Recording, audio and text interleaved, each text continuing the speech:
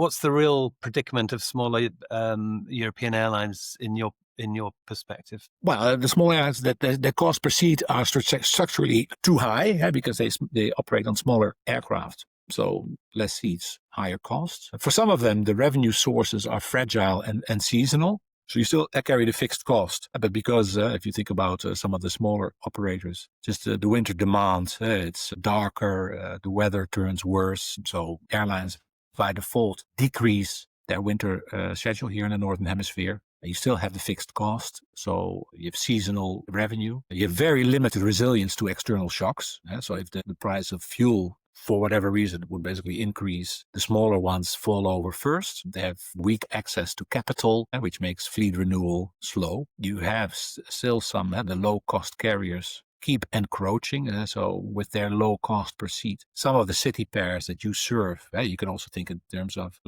you have a regional area that is your niche, but your low-cost competitor is still looking for basically your connection to a main market, like in the case of Loganair, Glasgow to the greater London area, or in the case of the largest city in your network to the second largest city that could still basically use the 737. And then lastly, regulation increasingly favors the bigger players because they have more resources to basically spread that cost. So the market needs small airlines, but the economics barely let them exist. I think that is the conclusion. Yeah,